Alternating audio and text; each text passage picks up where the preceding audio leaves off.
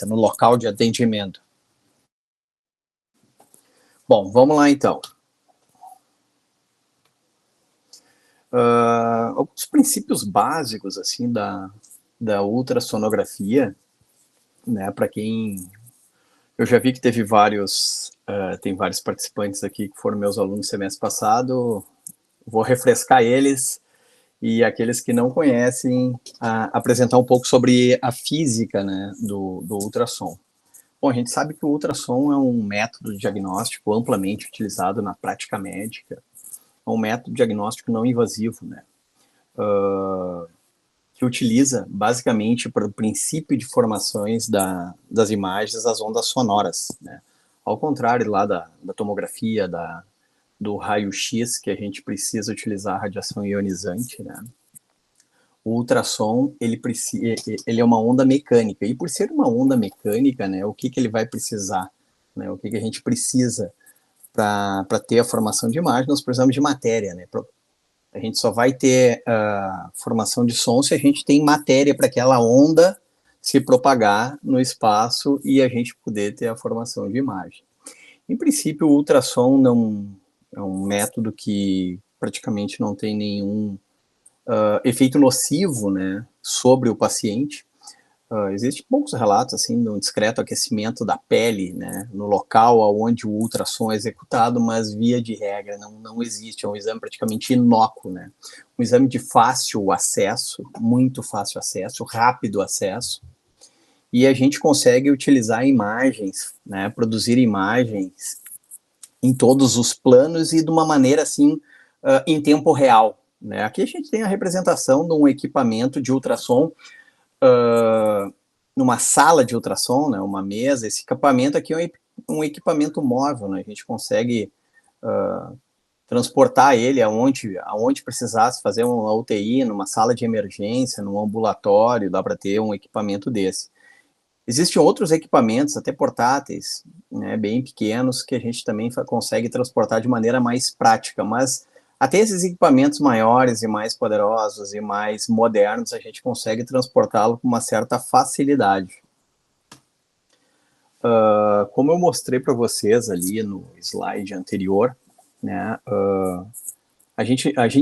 o raio-x, né, lembra dos princípios de formação de imagem do raio-x lá, daquela história do ANA, do Cato, a diferença de potencial e formação de fótons.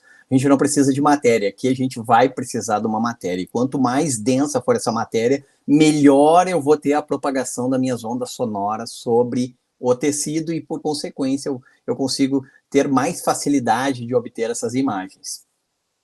O ultrassom também, uma outra peculiaridade do ultrassom, além de uma boa avaliação sobre tecidos, eu consigo também fazer avaliações hemodinâmicas do paciente. Eu consigo estudar veias, consigo estudar vasos, né? Consigo avaliar estenoses, velocidades de fluxo, tromboses.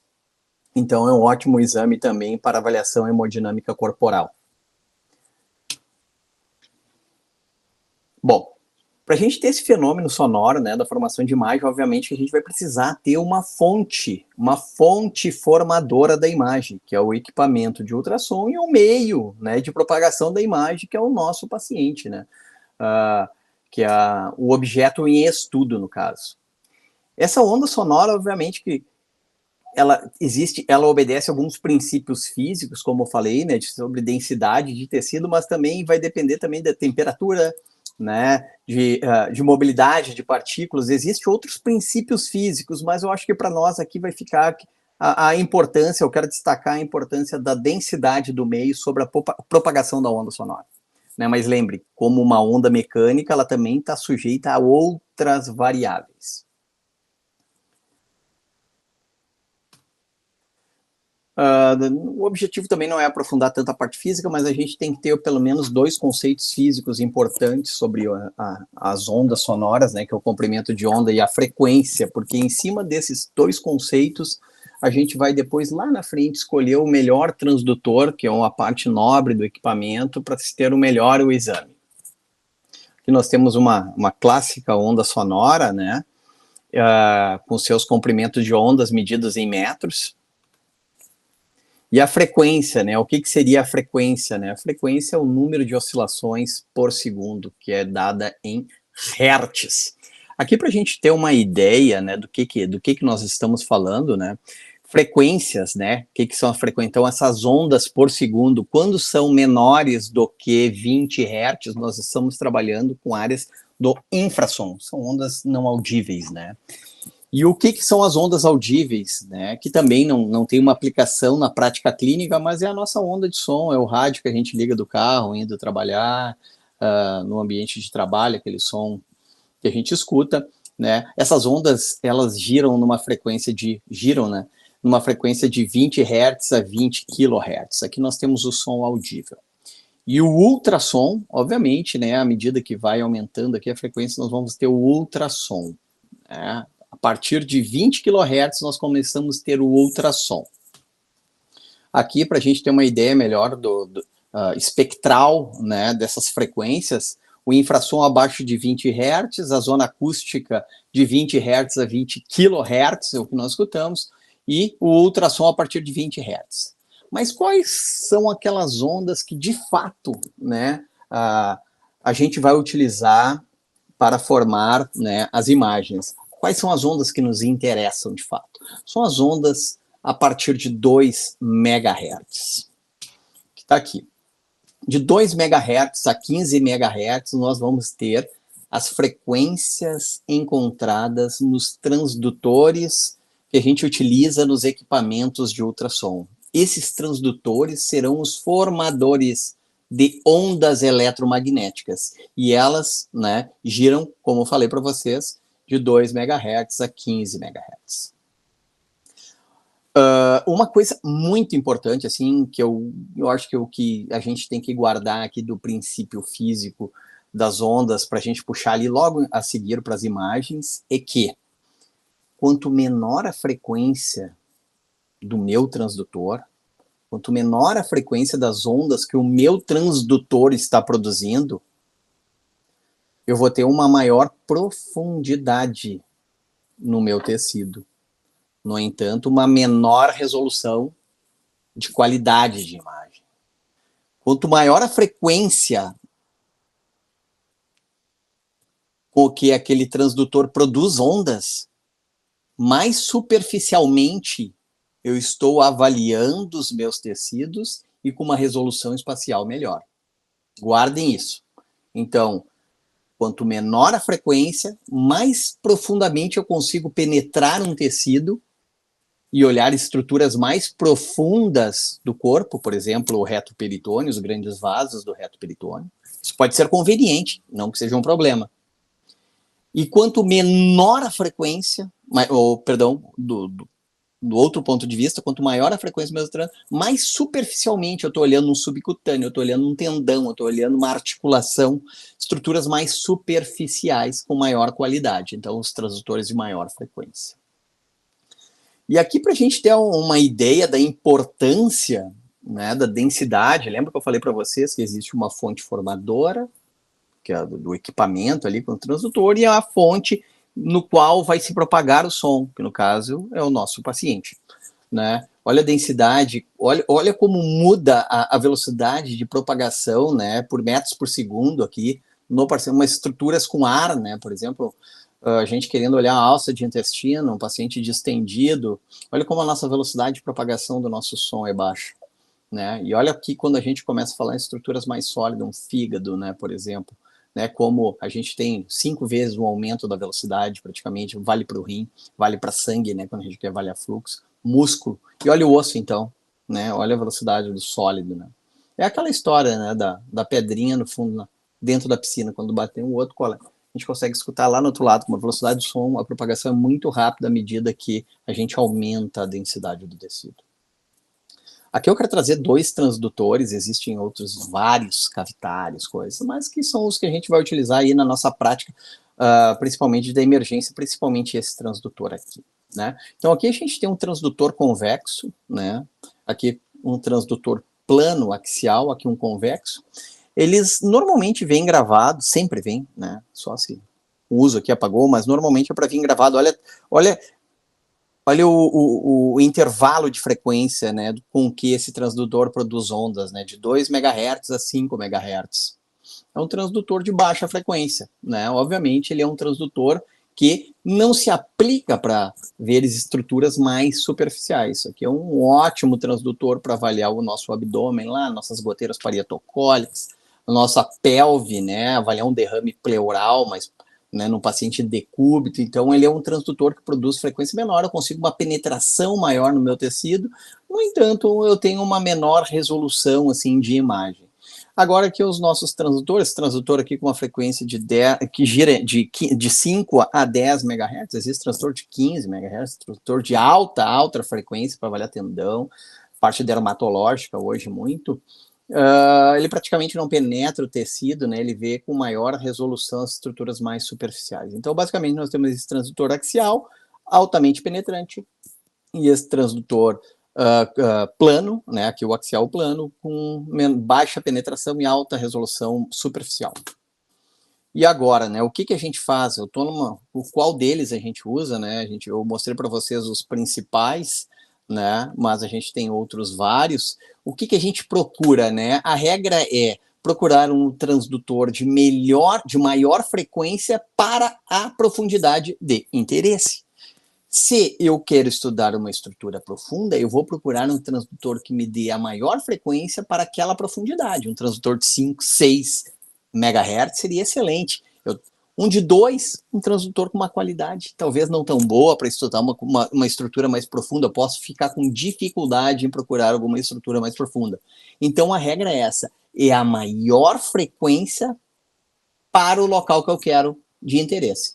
Vale para estruturas superficiais. Eu tenho um de 10, eu tenho um de 15.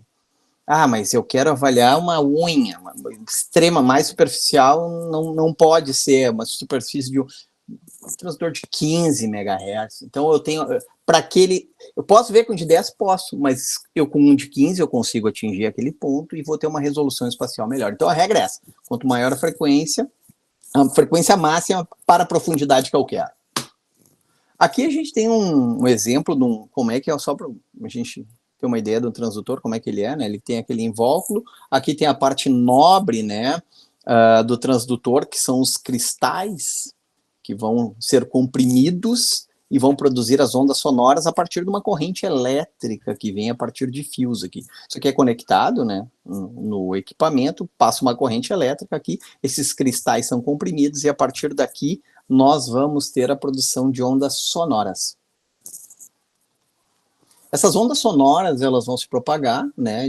A gente utiliza um gel, né, para melhorar tirar a nossa interface de ar entre o paciente e o transdutor, para melhorar a transmissibilidade do som, e esse som vai se propagar, né, pelo corpo até incidir em algo, né, em algum objeto, e essas ondas serão refletidas. Quando essas ondas são refletidas, novamente elas vão ser captadas pelo transdutor, aquele transdutor vai formar energia elétrica novamente nos fios e a imagem vai ser processada pelo equipamento.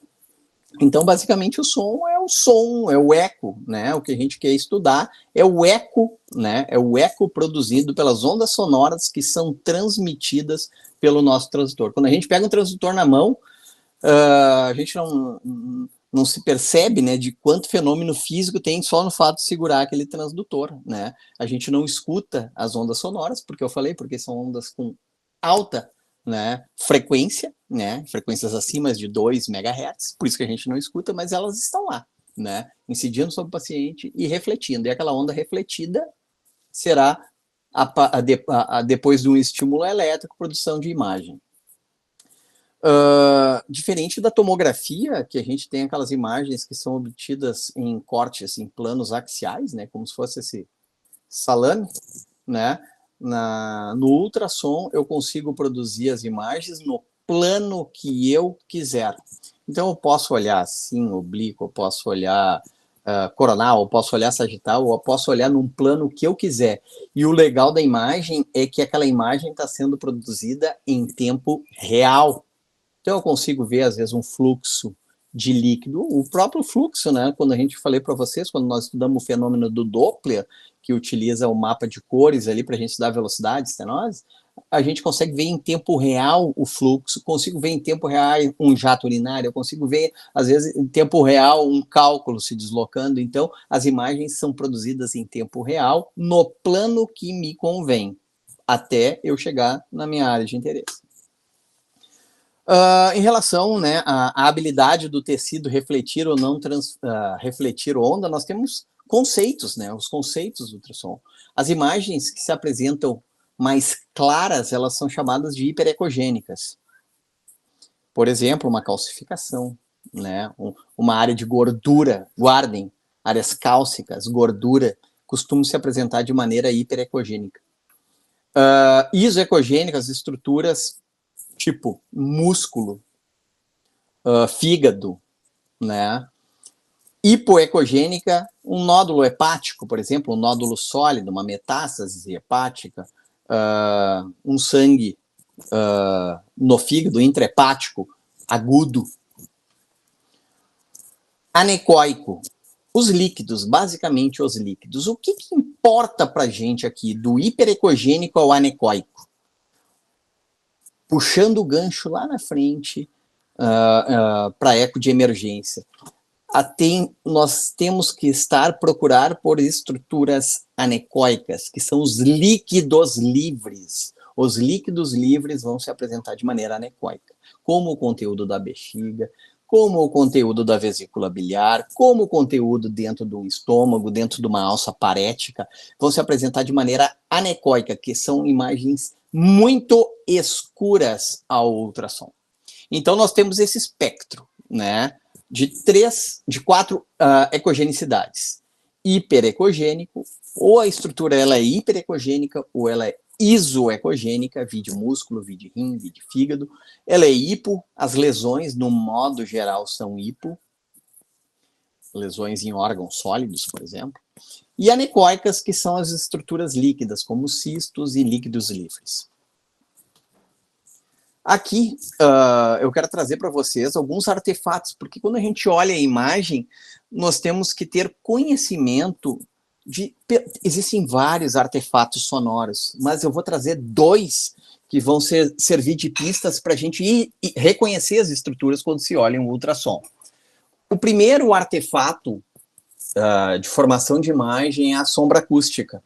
Né? O que seria a sombra acústica? A sombra acústica é a sombra que se forma atrás de um objeto após esse som incidir sobre ele. Por exemplo, aqui nós temos um ultrassom, quando o ideal, a representação da imagem não está legal, porque vocês poderiam, professor, tu acabou de falar que o bom era para ver com um transdutor axial, para ver estruturas mais profundas, e o exemplo deu um transdutor linear, concordo. Deveria estar representado pelo um axial, que eu vejo uma frequência menor e uma profundidade melhor. Mas, de qualquer forma, vale o exemplo. Aqui nós temos a vesícula biliar, né? Aqui o fígado, a seta aponta para a vesícula biliar. O que contém a vesícula biliar? A vesícula biliar, via de regra, se não patológica, ela contém bile. Bile é líquido. Líquido é anecoico. Então, aqui nós temos uma área anecoica na vesícula biliar. Ótimo. Mas a gente percebe que, seguindo na vesícula biliar, eu tenho uma outra estrutura que não é anecoica. Ela é clara, ela é hiperecogênica. E posterior a essa estrutura hiperecogênica, eu venho com o meu primeiro artefato, que é a sombra. Eu tenho a formação de uma sombra posterior. Esse som incidiu aqui, bateu na pedra e não teve a passagem praticamente, demorou, se formou um vácuo aqui atrás, não produtora de imagem, que é essa sombra produzida pelo um grande cálculo dentro da vesícula biliar. Então, esse aqui é o artefato de sombra acústica, produzido por estruturas muito sólidas. Guardem o cálcio. Por exemplo, se fosse uma calcificação no fígado, alguma coisa, formaria a mesma imagem, um osso, né? Um osso, a gente vê aquela escuridão atrás, que é a sombra acústica. Cálculo, vale para qualquer tipo de cálculo no corpo, vale para calcificação, vale para osso. Então, que é esse primeiro artefato. Que eu trago um outro exemplo, só para a gente reforçar. Já quero chamar a atenção aqui nós temos um transdutor, olha só, pessoal, não precisa nem ver, isso aqui é um transdutor convexo, que nós temos o lobo direito hepático, isoecogênico, fígado, uma lâmina hiperecogênica, que é o espaço de Morrison, né, o espaço hepatorrenal, muito importante esse espaço, vou falar na frente, que é um dos locais que a gente procura líquido, o espaço de Morrison, que está entre o fígado e o rim. E aqui a gente vê o rim, né, naquele formato clássico dele, com a parte da gordura, que é gordura, que também é gordura hiperecogênica. A gente vê uma cortical isoecogênica muito semelhante ao fígado, as pirâmides, desculpa, as colunas, né, as colunas renais. E aqui dentro uma área hiperecogênica formadora de sombra. Ah, mas aqui, professor, também tem gordura. Aqui provavelmente a gordura do cereal não formou sombra. Aqui eu tenho uma outra estrutura formadora de sombra. Formou sombra é cálcio, cálculo, certo? Então aqui também é branco, mas não forma cálcio, não forma sombra. Então eu utilizo do artefato do som para me trazer informações diagnósticas. Então aqui eu trabalhei o conceito de isoecogênico, do espaço de Morrison, de hiperecogênico e do artefato da sombra, que ajuda a identificar calcificações. Ao contrário da sombra, eu tenho a facilitação, o reforço acústico, que a gente vai... O reforço acústico é outro artefato de imagem produzidos não pelas estruturas cálcicas, lá no outro lado, pelas estruturas anecoicas. Aqui eu tenho um cisto hepático, uma estrutura circunscrita, muito preta, se chama-se anecoica, uma estrutura anecoica hepática, com a formação, parece um flash de luz atrás, né, um raio de luz atrás. Isso aqui é o reforço acústico. É muito importante a gente entender isso, porque vai nos facilitar para procurar líquido, um derrame pleural, e não confundir isso aqui com uma estrutura hipoecogênica, que teria uma ecogenicidade um pouco mais cinza, sem a formação do reforço acústico posterior. Então, lembre-se que o reforço acústico posterior pertence a estruturas líquidas, cistos, vale para a bile, ascite, derrame pleural, entre outros. Aqui, novamente, olha só, pessoal, para a gente não cair num pitfall aqui, né? O mesmo espaço de Morrison, daquela outra figura que eu mostrei. O lobo direito hepático, né? Segmento ali deve ser o 5 ou 6. O rim, né? O rim direito. Olha a lâmina do espaço de Morrison com gordura hiperecogênico, certo? E aqui uma estrutura hiperecogênica? Não. Isoecogênica? Não. Anecoica, por que eu sei que a anecoica ela é extremamente preta e ela tem um reforço posterior? Ah, então é líquido. Sim, poderia eu tranquilamente confundir como um líquido nesse paciente. Esse paciente aqui.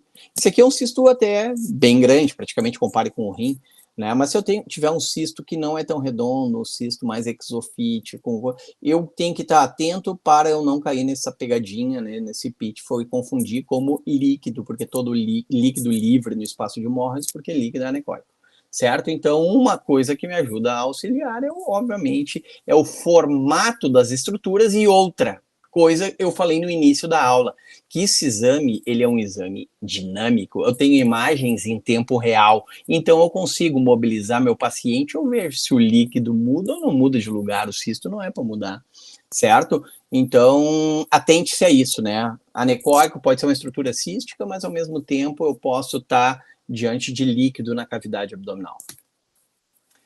Olha aqui como o que eu acabei de falar no slide anterior.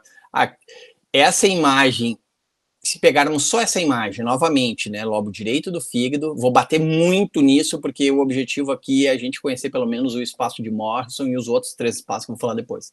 Lobo direito hepático, gordura do espaço de Morrison e uma estrutura anecoica muito preta, com um reforço aqui, ó, um reforço aqui. Isso aqui é um cisto cortical, mas tranquilamente poderia se passar como líquido no espaço hepatorenal. Aqui um outro cisto cortical no terço médio do rim. E aqui, pessoal, aqui eu tenho uma imagem axial, atenção, uma imagem num plano axial da pelve, certo? Num transdutor axial, como tem que ser visto. Não usar um transdutor plano, transdutor profundo, com ondas de frequência baixa, na intermediária, olhando. Eu estou vendo que estrutura aqui? Estou vendo uma estrutura muito escura. E se a gente olhar, tá bem branco o posterior aqui, ó. Nós também temos a formação de vem aqui, ó, um reforço acústico. Uma estrutura é a bexiga, né? Então aqui é a bexiga e aqui num plano axial nosso reto, né? Aqui é o reto, gordura, perivesical e a bexiga. Porque o que nós temos que cuidar? Nós temos que reconhecer que quando a bexiga, principalmente às vezes o paciente numa cena de emergência está com a bexiga muito cheia, e a bexiga muito cheia, ela vai formar um reforço acústico gigantesco posterior, e isso também é uma das armadilhas com falso negativo, a gente não conseguir enxergar bem o líquido livre na pelve, certo? Bom, vamos falar agora, puxar um gancho para ecopocus, né? O que você sabe, lembra, ecopocus, né? Eco focada, né? No momento do atendimento, né? Seja na sala de trauma, na sala de emergência, que vai ser utilizada não necessariamente pelo radiologista, pelo contrário, até pelo médico emergencista, pelo o médico que está de plantão, o médico que vai receber o paciente na porta da emergência.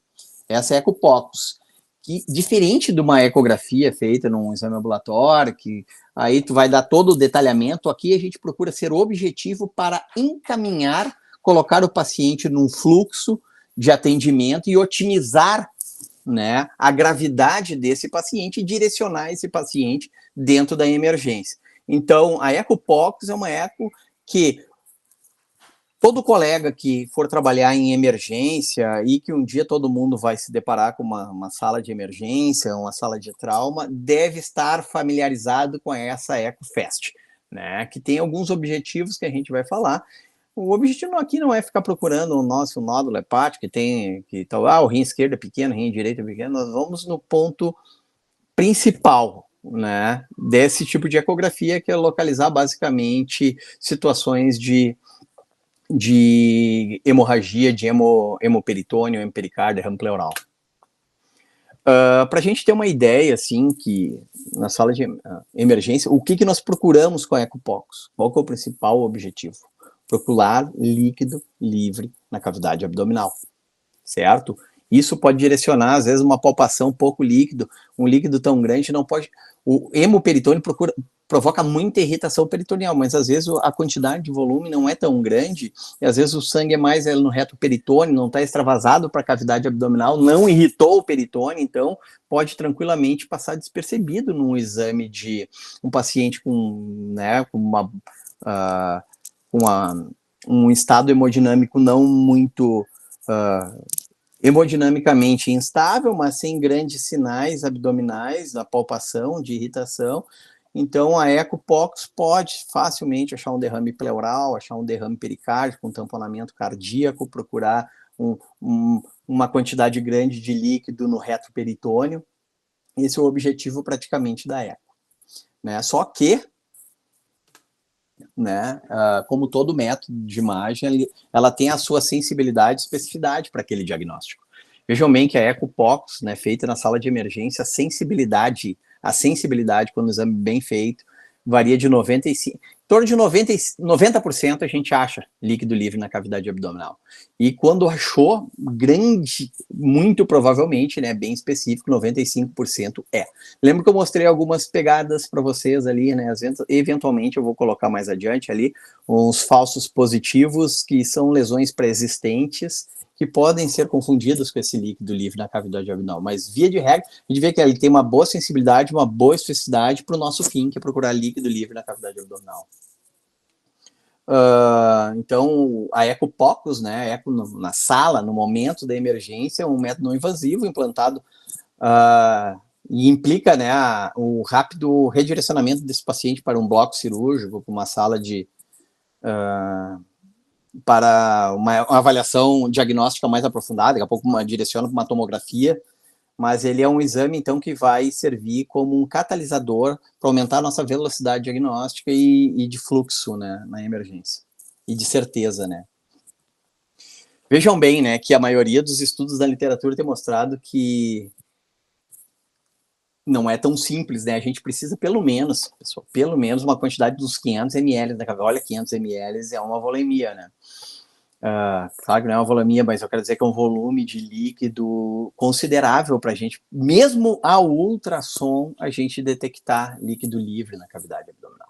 Então, nós temos que ser preciso, né? Nós vamos procurar, sem perder tempo, a gente não vai ficar fazendo uma eco de cima a baixo perdendo tempo. Nós vamos procurar em 4 pontos, onde eu tenho a maior probabilidade de encontrar esses pelo menos 500 ml de líquido na cavidade abdominal. Não vou ficar procurando de cima a baixo, dando um voo cego. A gente tem que ser pontual e ir nas áreas onde eu tenho o maior valor preditivo de que ali eu vou encontrar líquido e encontrando a líquido ali eu vou atuar, certo? Então, um exame negativo, uma eco POCUS feito na emergência, negativa, ela não exclui, porque eu posso ter tudo é uma dinâmica, né? Eu posso ter um sangramento menor, né? Daqui a pouco na chegada eu não tinha, daqui a pouco eu posso repetir esse exame, né? O paciente piorou, daqui a pouco ele tem 600 ml, eu vou mas assim, um exame, o que é importante a gente saber, que é um exame que tem uma boa sensibilidade, uma ótima especificidade, mas um exame negativo, eu tenho que estar atento que ainda eu não excluí por completo o líquido livre na cavidade abdominal.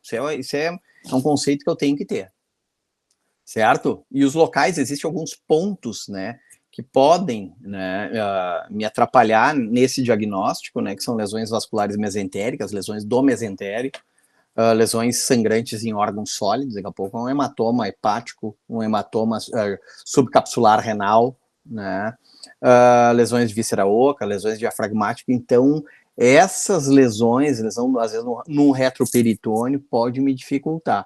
Então, eu tenho que estar atento a isso, que nem sempre é positivo. Quando tem, eu preciso de um volume significativo de sangue, e eu tenho que estar atento a alguns diagnósticos, por exemplo, com um sangramento em víscera, né, em víscera, não, em órgão sólido, não, um hematoma renal, uma laceração esplênica, um hematoma esplênico, vale para o fígado, para qualquer órgão maciço, uma ruptura de víscera oca, às vezes eu posso ter um líquido mais no mesentério ali, tem que estar atento também em lesões diafragmáticas. Quais são os 4 pontos que nós devemos estar atentos e procurar quando a gente faz a eco? 4 pontos. 4 pontos, já falei para vocês, o ideal é o paciente em posição supina, né, receber o paciente, e ele provavelmente vai estar vendo no momento da sala, ele vai estar em posição supina, né, mas atente-se, às vezes, o paciente meio lateralizado, em decúbito meio lateral, a gente também pode cair em armadilhas. Então, assim, vale o método para essas condições. Paciente em posição supina, com um transdutor que eu falei para vocês adequado. Não adianta eu com um transdutor de 2 MHz aqui querendo achar percevejo em, né? Vou ter dificuldade. 3,5 a 5 MHz. E avaliar os 4 pontos. Quais são esses 4 pontos? Nós vamos passar agora.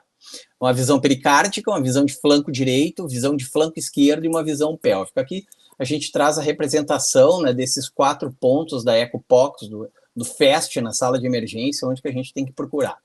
Tá, 1, 2, 3, 4, mas não tem uma sequência, uma regra. Eu até, pelo contrário, a primeira coisa que eu quero ver é se não está tamponando, então eu costumo começar pela 4, que é a janela pericárdica, mas tudo tranquilo. O importante é olhar esses 4 pontos. O foco pericárdico, o flanco direito, lá o espaço de Morrison, e olhando também a região subfrênica, flanco esquerdo, né, a região perisplênica, e lá a pelve na bexiga, como eu falei para vocês, tá? Hépato renal, espleno renal, fundo de saco aqui, e olhar o saco pericárdico. Olha como é a imagem nesses 4 pontos. Quando a gente fizer, vamos pegar aqui, ó, vamos seguir o nosso esquema. Vamos começar pelo flanco direito, então, como está representado aqui o nosso flanco direito. Eu bati nessa imagem do início ao fim. Aqui nós temos um transdutor novamente convexo, eu estou olhando o meu lobo direito hepático, eu estou olhando o meu rim direito, eu estou vendo o espaço de Morrison, aquela imagem, nós temos que procurar essa imagem aqui, pessoal. Essa linha hiperecogênica, que é uma linha de gordura, ela deve estar preservada entre o fígado e o rim direito. Essa é uma visão da ecopocus no flanco direito, num exame normal, sem sangramento naquele ponto. Vamos para o flanco do outro lado, espaço espleno-renal. Aqui nós temos o baço, essa estrutura semilunar aqui, semi-hemisférica, isoecogênica, né? Fígado isoecogênica e isoecogênica. Novamente procurando aquela interface normal de gordura do espaço espleno-renal, que é hiperecogênico, gordura. Olha só para trazer mais um gancho aqui, pessoal. Olha como a cortical do rim ela é um pouquinho mais hipoecogênica, né? Iso, hiperecogênica e hipoecogênica. É normal isso aqui, ó. O córtex do rim é um pouquinho mais hipo, né? E a gordura do seio renal é hiperecogênica, tá? Então, essa linha de gordura aqui eu tenho que procurar num flanco e no outro, certo? A visão cardíaca, certo? Aqui nós temos o lobo esquerdo hepático, esse transdutor está entrando aqui, o coração, ele está mais para a mediana esquerda aqui, então o ideal é direcionar essa imagem nesse sentido aqui, ó, entre o mamilo aqui, não direcionar o mamilo, mas mais ou menos entre o externo e o mamilo, aqui uma linha média, direcionar num plano oblíquo aqui, procurando o coração. Aqui a gente não quer ver se tem uma cavidade, se tem refluxo, se tem estenose da mitral. O que eu procuro aqui? Eu procuro derrame pericárdico. Então, essa é a visão correta de se procurar. Eu tenho que achar um pouco ainda do lobo esquerdo hepático, tá vendo? Aqui é o lobo esquerdo hepático, aqui eu estou no abdômen, e aqui eu já estou bem no tórax, no mediastino médio, as duas câmaras cardíacas. Cuidado para não confundir isso aqui com líquido, né? Então, aqui eu estou vendo as 4 câmaras, eu procuro por nesse corte as 4 câmaras, VD, VE, AD, AE, e procuro se não existe, é normal uma laminazinha, uma fina lâmina de derrame pericárdico, é fisiológico, tá? Aqui no caso não tem nenhuma lâmina, tá bem, eu procuro só a gordura, né, do coxim ali, epicárdico, e aqui não, o normal também, essa visão que eu procuro. Descendo lá para o quarto ponto, o último ponto, aqui no caso o 3, né, eu procuro fundo de saco de Douglas. Nas mulheres é mais tranquilo, eu acho bem mais tranquilo, porque esse aqui é um corte, tá? Aqui é tudo cortes sagitais aqui, tá, pessoal? Só para facilitar. Esse aqui é um corte sagital. Peguei o transdutor e coloquei aqui, uma questão sagital no flanco. Aqui não é aqui é uma aquisição quase que coronal do coração, né? E aqui na pelve, novamente, um sagital. A gente coloca o transdutor neste sentido aqui, neste sentido. E aí eu vou ter primeiramente a bexiga, que está aqui, anecoica. Lembra que eu falei a vocês? A bexiga anecoica. Olha, um brancão aqui atrás, olha só, formando aqui um brancão, né, que é aquele artefato que eu falei para vocês, que é o reforço acústico dos líquidos anecoicos. E aqui eu tenho quem? O canal vaginal e o útero. Eu procuro aonde o líquido, aonde que é mais fácil, aonde que eu tenho que ficar procurando, porque não, aonde que é mais profundo, lá na reflexão peritoneal, lá atrás, em fundo de saco de Douglas, é aqui que eu vou procurar, certo? Então, a mulher, a gente tem o útero para nos favorecer a achar, então eu vou olhar, procurar posterior ao útero, que é a região do colo, do istmo, né? É aqui que eu vou procurar o líquido, ó, aqui atrás, certo? Aqui, novamente, né, mostrando para vocês as imagens, né, da área cardíaca aqui, né, do ponto pericárdico, cardíaco, flanco direito. Olha a posição do transdutor, pessoal. Um corte, né, sagital. Aqui vale para o direito, sagital. Aqui um plano quase coronal, né? Mas dá para dizer, o transdutor ele fica meio angulado, assim. Ele não está vertical ao paciente. A gente dá uma inclinada. Se estivesse vertical, eu estaria olhando o corpo do estômago, não estaria vendo nada. Então a gente dá essa obliquada para pegar parte aqui do lobo esquerdo hepático e pegar o coração aqui, certo? E a pelve, olha lá novamente, num plano sagital, né? Eu estou olhando aqui a pelve, certo? Então, são os 4 pontos que a gente tem que fazer na ECOPOCUS, sem muito se enrolar. Causas de falso negativo, eu falei para vocês lá, os principais falsos negativos, obviamente que a complacência do paciente, né, a obesidade para o ultrassom sempre é um desafio, né? Vale o gás, seja ele subcutâneo ou dentro de alça, gás é inimigo do som, ele não gosta de som. A obesidade, nós temos toda a questão da hiperecogenicidade do subcutâneo, da gordura visceral, dificulta também, fica uma imagem muito clara, muito hiperecogênica, fica difícil mesmo. São dois limitantes bem conhecidos, né? O som por não propagar muito bem as ondas sonoras e a obesidade por aquele aumento de ecogenicidade difusa. A bexiga, lembra, cuidem a bexiga muito repleta também, né? Pode fazer um grande reforço ali e dificultar lá em fundo de saco de Douglas. Tá? Falsos positivos, tá, pessoal? A dificuldade é aquela ali. Agora, os falsos positivos, eu tô vendo líquido livre, não é líquido livre, tá? O que eu colocaria como mais importante, assim, dentro do ponto aquele que eu falei do, do coração lá, que quando procuramos por derrame pericárdico. A aorta descendente, eventualmente a gente pode confundir com líquido, mas é difícil, assim, eu até acho que é um exagero. Eu vejo mais como um falso positivo fácil de embarcar um cisto de saco pericárdico, que não é uma alteração tão infrequente na população, só que a dica que os cistos pericárdicos, normalmente, eles estão localizados no recesso pericárdio frênico à direita, normalmente ali eles não vão ser móveis, enquanto que vão estar fixo no recesso pericárdio frênico direito. E o líquido livre, ele vai estar, obviamente, se amoldando ao músculo cardíaco ali em todos. Então, vai ser um líquido numa área do pericárdio, desconfie, né? Num cisto pericárdico.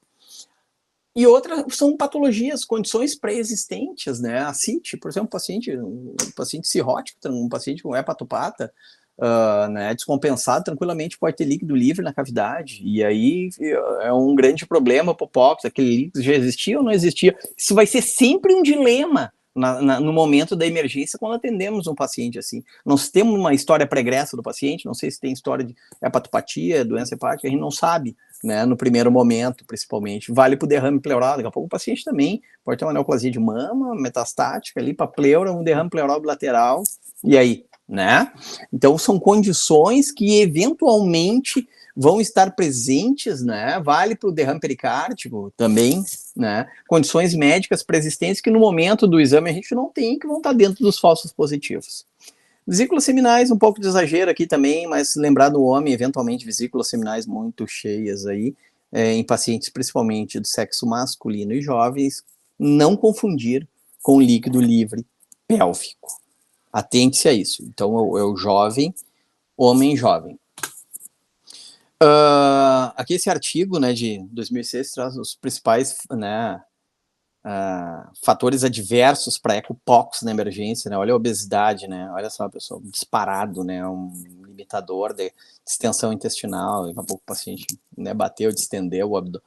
Cicatrizes, questões musculoesqueléticas aqui, de dificuldade mesmo de posicionamento do paciente que não coopera, né, paciente agitado na sala de parto, massas de condições pré-existentes, mas assim, o que chama atenção mesmo, o que vai nos atrapalhar, via de regra, vai ser alças distendidas e obesidade. Aqui eu trago a visão cardíaca de um exame alterado, né, aquela visão, não peguei aqui o lobo esquerdo hepático, mas deveria estar aqui, eu estou vendo uma lâmina, ó, o coração com as suas cavidades aqui, trouxe até uma válvula que não é o que eu quero saber, né, átrio direito, VD, ou VE, átrio esquerdo, líquido pericárdico. Aqui melhor, né, eu acho que essa imagem favorece mais. Novamente, né, as 4 câmeras, perfeita a imagem, né, adquirida naquele plano de visão cardíaca, e aqui não deixa dúvidas, né, pessoal. Septo interventricular, a câmara direita, VE, né, válvula mitral, tricúspide, uma lâmina grande de líquido, obviamente o paciente está deitado, lembre da gravidade, né, então eu não vou ter uma lâmina, procurem mais posterior, procurem por posterior, porque se procurarmos mais anterior, a tendência desse líquido é sedimentar mais aqui, ok? Por isso que o exame lá anteriormente trouxe a aorta como um diagnóstico diferencial desse líquido, porque a aorta vai passar mais posterior aqui, vai ser uma estrutura arredondada, só que vai ficar só aqui também, e a gente consegue, mudando de plano, ver que é uma estrutura tubular. Então, o líquido, ele costuma se amoldar, sendo mais significativo no aspecto posterior do coração.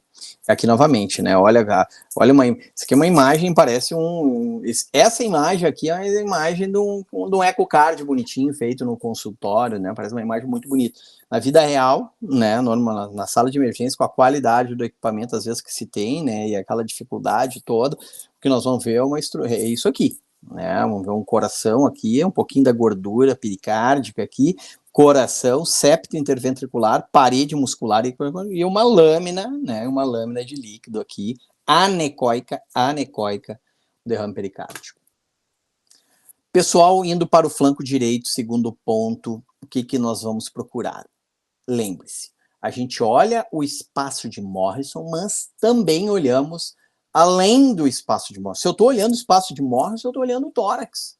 Então, aqui eu tenho o fígado. E essa estrutura anecoica, isso aqui é um vaso dentro do fígado. Aqui eu estou vendo o fígado, a cúpula frênica aqui, e uma estrutura anecoica acima do fígado. Aqui eu tenho meu lobo direito, eu tenho uma estrutura curvilínea, um derrame pleural se amoldando ao recesso costofrênico. E aqui uma estrutura ecogênica, muito ecogênica laminar, que é uma atelectasia. Tem ar aqui dentro também, embora tenha quase fechado alvéolos, ainda a gente vê ar, por isso que a gente vê assim, hiperecogênico. Então, quando a gente olhar o flanco, a gente vai procurar aquela gordurinha do espaço de Morrison, hiperecogênico, mas eu vou subir um pouquinho o meu transdutor acima do diafragma, e se tiver líquido, não vai ter erro, pessoal. A gente vai procurar e vai achar aqui como essa estrutura anecoica, e lembre que vai ter sempre uma estrutura hiperecogênica aqui, balançando isso aqui. Eu lembro que o exame é móvel, vai ficar mexendo, em atelectasia ela fica mexendo, boiando, né, no derrame pleural. Certo? Então, guardem esse sinal aqui, ó. Sinal da coluna, ó.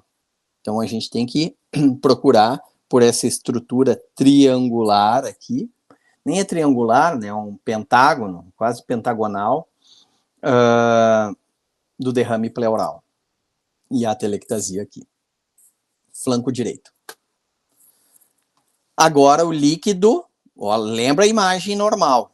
Rim, espaço de Morrison, fígado hiperecogênico. À direita, fígado, líquido no espaço de Morrison, líquido livre no espaço de Morrison, rim direito, vai se apresentar como uma estrutura anecoica. Olha o reforço que esse líquido está fazendo aqui embaixo, pessoal. Olha aqui, vem até aqui, ó. Olha a ecogenicidade do rim aqui. Olha aqui, chegou a ficar branco o rim, né? Olha aqui, tem uma linha aqui, ó. Não deixa força. Isso aqui é líquido mesmo, isso aqui é líquido. Deve ser sangue. Às vezes é sutil. Às vezes é uma lâmina bem fininha. E muitas vezes, aqui sim o exame vai ajudar, né? Porque daqui a pouco no anterior aqui o paciente clinicamente favorece, mas às vezes uma pequena quantidade de líquido aqui pode ser um divisor de águas, tá, pessoal? Então, atente-se que assim, vai depender, né? Varia muito. Aqui só uma lâmina.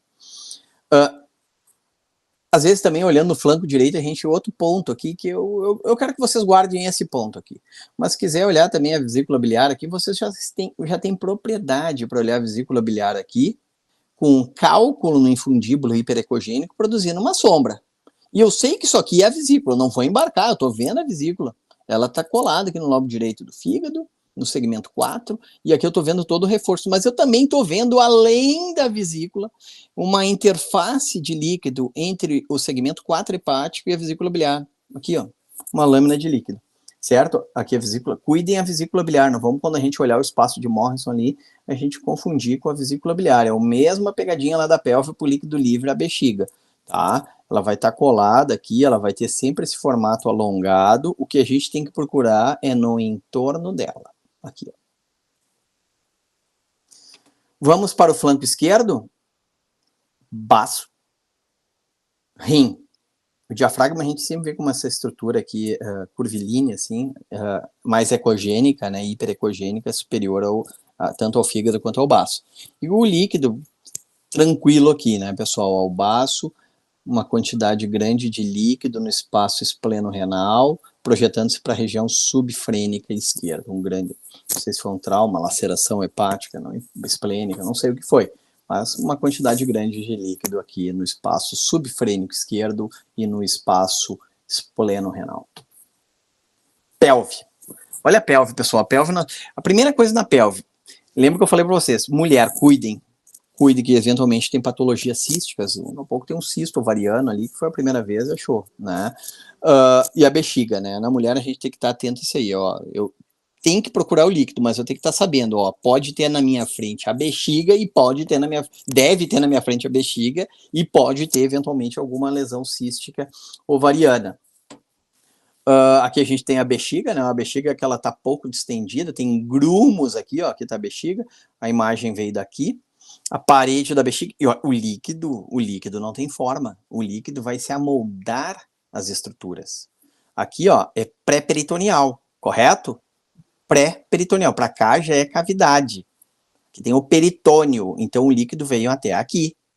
Aqui o peritônio começa a revestir a bexiga, então aqui, fundo de saco, vamos dizer, anterior à bexiga tem o líquido, e o líquido vai se amoldar, isso ajuda a gente a ver as estruturas e não confundir, certo? Novamente, a bexiga, uma estrutura arredondada, e líquido que se amolda, lembra, o líquido vai se amoldar os espaços, e líquido livre na pelve. Pessoal, aqui eu deixo algumas referências, né? O conteúdo é bem extenso, mas o objetivo é a gente trazer ideias, né? Sobre a eco ultrassom, né? Como o exame funciona, né? Que esse exame ele é um exame que na emergência, a EcoPox FAST deve ser de domínio de todo emergencista, o cirurgião do trauma, o médico da emergência, o cardiologista, quem tiver na linha de frente.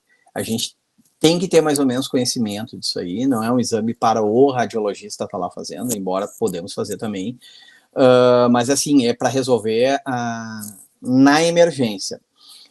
Tem muita literatura sobre isso, tem muita coisa sobre isso. Aqui eu pincelei apenas alguns dos artigos, assim, mas tem uma literatura vasta sobre esse tipo de conteúdo que depois vocês podem aprofundar também.